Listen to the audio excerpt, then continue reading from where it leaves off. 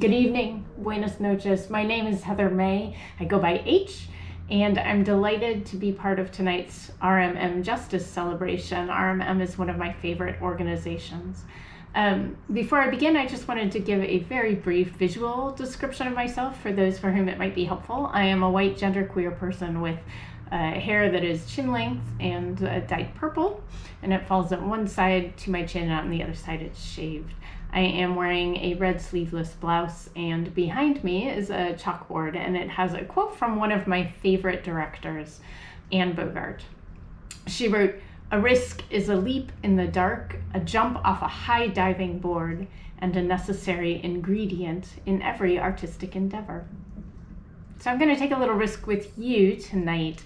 Initially, I thought I would read someone else's poetry, but in honor of yesterday's Juneteenth, I thought maybe I would try to work through some of the kind of complicated feelings I've been having around our nation's history and this recognition, long overdue, of that important holiday. And sometimes I just find that when my thoughts are complicated, they're best resolved through poetic form. So I have two poems for you tonight. One at the end is just a 5-line cinquain, and the first is a longer poem. It's called On Juneteenth.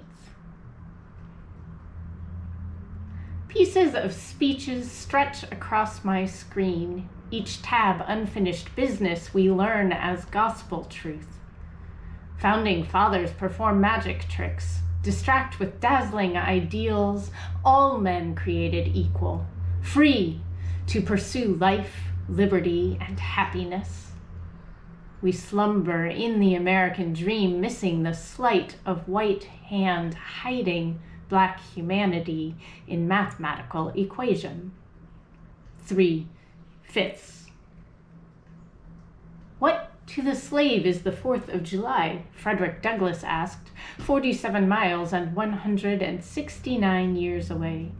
The inheritance of justice, liberty, prosperity, and independence bequeathed by your fathers is shared by you, not by me. My fathers, forefathers bequeath me history as an endless march towards equality. White savior complex. Abraham Lincoln freed the slaves, and 899 days later, General Gordon Granger rode into Galveston to liberate enslaved people by telling them about it. Harriet Tubman might have something to say about that.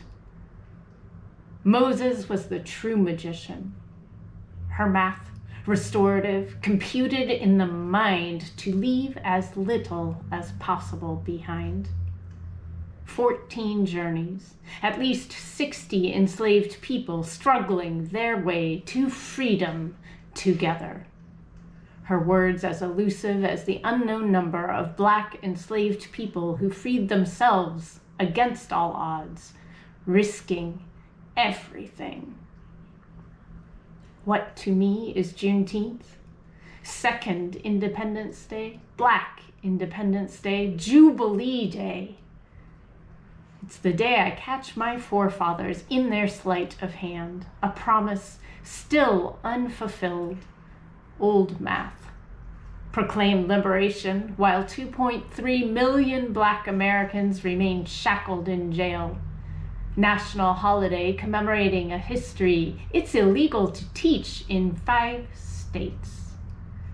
And yet, it is also the day we celebrate the full and yet unfulfilled acknowledgement of the humanity and freedom of all Americans. Take one step closer to the land that never has been yet. And remember the immeasurable strength of the true liberators of Black Americans themselves. And this is my cinquain, which, if you don't know the form, it's a 5-line poem with 2 syllables, 4 syllables, 6 syllables, 8 syllables, and 2 syllables. Juneteenth, community. Laughter unfurls from tears, whispers of ancestors calling, welcome. Thank you all.